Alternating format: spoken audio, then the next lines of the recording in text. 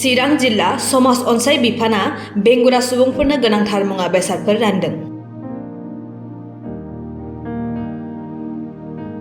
चिरां जिल्ला सदर थावनि काजलगाव पेरेड ग्राउन्डआव मोनसे हाबाफारि खुंनायनि गेजेरजों केबिनेट मन्त्री उरखावगोरा ब्रह्म, एमएलए जयन्त बसुमतारी, बिटिआरनि मावफुं सोद्रोमा रन्जित बसुमतारी, एमएलए अजय कुमार रय, लोगोसे जिल्ला बेंगिरि आरो समाज अनसाय बिफाननि गोबां मावथिफोरनि आखाइजों गासै सा 1531 बेंगुरा बेंगुरि सुबुंफोरनो हुइल चेयार, मेगन नुयैफोरनो लावथि, खोमा खोनायैफोरनो हियारिं किट बेसादफोरखौ राननानै होयो। আজি চিৰাং ডিষ্ট্ৰিক্টত মানে প্ৰায় এটা টাৰ্গেট আছে 1531 জন মানুহক দিব। তাৰে ভিতৰত যিটো মেটেৰিয়েলছ দিয়া হ'ল হুইল চেয়াৰৰ পৰা আৰম্ভ কৰি পেলাই ট্ৰাইচাইকেল আৰু যিবিলাক শুনিব নোৱাৰে তাৰ কাৰণে মানে হিয়াৰিং এইডছ দিয়া হৈছে বা লাঠি দিয়া হৈছে, এইটো 5775 মেটেৰিয়েলছ দিয়া হ'ব।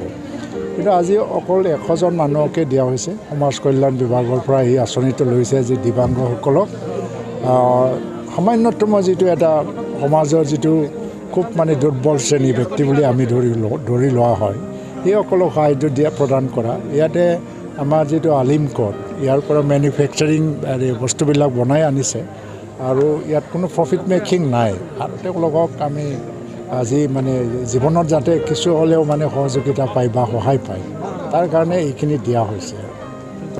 তো আজি ইয়াতে থাকি পেলাই মোৰ এইটো এটা বেলেগ পৰিৱেশ মানে মনত যে এনেকুৱা মানে ফিজিকেলি চেলেঞ্জ ব্যক্তিসকলক লগ পালে তেওঁলোকে জীৱন সংগ্ৰাম কেনেকৈ চলাই লৈ গৈ আছে এইটো কল্পনা কৰিবলৈ ক'ত টান। আমি সাধাৰণ ব্যক্তি, স্বাভাৱিক ব্যক্তিসকলে সকলো থাকিও বহুতখিনি অভিযোগ উত্থাপন কৰোঁ আমি যে জীয়াই থাকিবৰ কাৰণে আমাৰ সুবিধা নাই, টকা পইচা নাই, পঢ়া শুনা ভালকৈ পোৱা নাই। কিন্তু সমাজতে এনেকুৱা শ্ৰেণীৰ ব্যক্তিও আছে যিসকল ভৰি নাই, হাত নাই, শুনিব নোৱাৰে, চকু দেখিব নোৱাৰে, তথাপিও যাই আছে, জীৱন সংগ্ৰামটো কৰি আছে।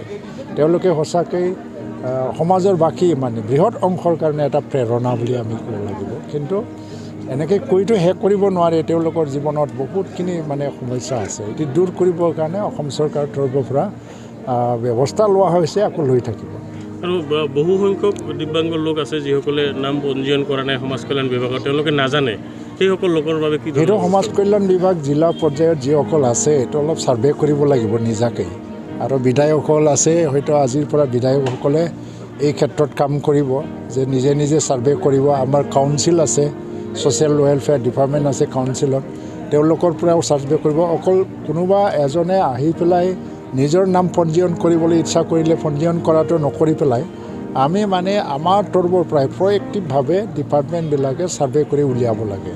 ইয়াৰ ব্যৱস্থা আমি ল'ব লাগিব। আৰু নিশ্চয় মই এই বিষয়টো যেতিয়া মানে ৰাজ্যৰ কেবিনেট হ'ব তেতিয়া ছ'চিয়েল ৱেলফেয়াৰ ডিপাৰ্টমেণ্টৰ মিনিষ্টাৰ অজন্তা বাইদেউৰ লগত কথাটো পাতিম। ছাৰ, পলিটিকেল এটা কুৱেশ্যন আছিলে যে ৰাজ্যসভা নিৰ্বাচন সমাগত আৰু দুটা আসন খালী হ'ব, এটা আসন বিজেপিয়ে দিব আৰু এটা আসন কাৰ পৰিব? BPF-এ ল'ব নে UPPL-এ ল'ব? এইটো লৈ পেলাই নাই, এইটোতো BPF-এ পোৱাৰ কোনো প্ৰশ্নই নাই। এইটো এটা এনেই ওপৰত চলি আছে বাহিৰে বাহিৰে। BPF-এ ৰাজ্যসভা আসন নাপায়। আৰু মই জনাত BPF-এ ৰাজ্যসভা কিয় মানে কোনো মানে আসন দাবীও কৰা নাই আৰু BPF-ৰ তৰফৰ পৰা তেনেকুৱা দাবীও নাই। এটা আলোচনা চলি আছে যে 5 বছৰত যিহেতু UPPL-ক এটা চিট দিবই লাগিব ৰাজ্যসভাত, সেইটোতো জানা কথা। এইবছৰ নিদিলেও অহা বছৰ দিবই লাগিব।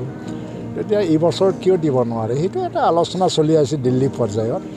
তো দিল্লীৰ হাইকমাণ্ড, বিজেপি হাইকমাণ্ডে যদি এইটো এগ্ৰী কৰে UPPL-ৰ এটা হৈ যাব। BPF-ৰ হোৱাৰ কোনো প্ৰশ্ন নাই। UPPL-ৰ কোন হ'ব পাৰে ৰাজ্যসভাৰ? এই সম্পৰ্কে আমি আলোচনা কৰা নাই। এইটো একেবাৰে খুব সহজ বিষয়, যিকোনো এজনক দিলেই হ'ল, ভাল মানুহক বাছ।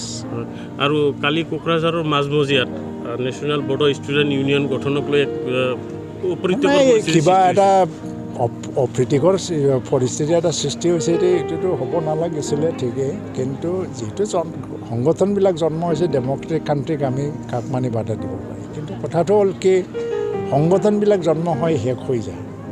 আপচু কিন্তু এবাৰ জন্ম হ'ল কিন্তু কোনোদিন শেষ নহ'ল। এতিয়া 50 বছৰ পাৰ হৈ গ'ল, গল্ডেন জুবিলি পাৰ কৰাৰ পিছত 60 বছৰ হ'বলৈ বেছি দিন নাই। কাৰণ এটা সংগঠন জীয়াই থাকিবৰ কাৰণে এটা ডেডিকেশ্যন লাগে, কমিটমেণ্ট লাগে আৰু ছেক্ৰিফাইচ লাগে। আপচুত জন্মৰ পৰা ছেক্ৰিফাইচৰ যিটো মাত্ৰা সমাজত এই বহুত বেছি, এইটো কোনেও চেলেঞ্জ কৰিব নোৱাৰে। আৰু নতুন সংগঠনবোৰে নিজক যদি প্ৰমাণ কৰিব নোৱাৰে মানে যে তেওঁলোকে ছেক্ৰিফাইচো কৰিবলৈ আহিছে, অকল কথা ক'বলৈ নহয় বা কিবা মানে সংগঠনৰ নামত সংগঠন চলাবলৈও নহয়, বা অফিচ কাছাৰী কিবা অফিচ টফিচ বনাই ইয়াত বহি পেলাই সংগঠন চলাই থাকিব, সেইটোও নহয়। সংগঠনবিলাকে নিজকে যদি প্ৰমাণ কৰিব পাৰে যে সমাজৰ কাৰণে তেওঁলোকে ত্যাগ কৰিবৰ কাৰণেও মানে প্ৰস্তুত, ত্যাগো কৰিব পাৰে, কিমান ত্যাগ কৰিব পাৰে। আপচুত ত্যাগৰ কোনো সীমা নাই, আপচুত চেলেঞ্জ কোনেও হ'ব নোৱাৰে।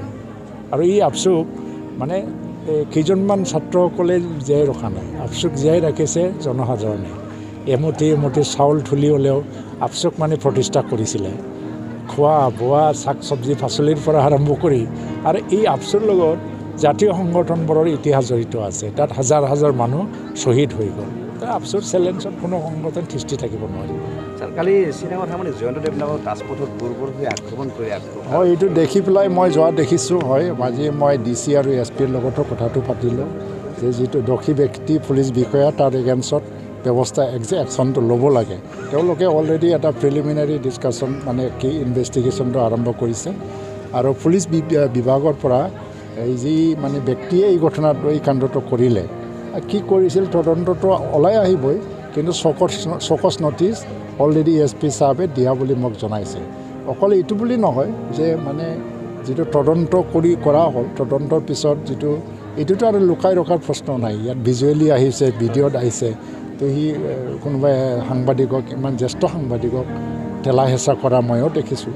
তাৰ ওপৰত একশ্যন হ'ব লাগে বুলি মই মানে আজি জিলা প্ৰশাসনক খুব ষ্ট্ৰংলি কৈছোঁ। মুখ্যমন্ত্ৰীয়ে আৰক্ষীক অবাধ ক্ষমতা প্ৰদান কৰাৰ বাবে এই ধৰণৰ ঘটনা হ'ল নেকি? নাই, এনেকুৱা ঘটনাবিলাক কোনোবা আৰক্ষীক মানে ক্ষমতা কিয় দিছিলে, এইটোতো মানে ক্ৰিমিনেলবিলাকৰ এগেইনষ্টতহে কাম কৰিবলৈ দিছে। আজিকালি উগ্ৰপন্থী নাই, কিন্তু ক্ৰিমিনেলবিলাকৰ এগেইনষ্টত কিছু পাৱাৰ দিছে, সেইবুলি মিছ ইউজ কৰিবলৈ কাকো ক্ষমতা দিয়া নাই।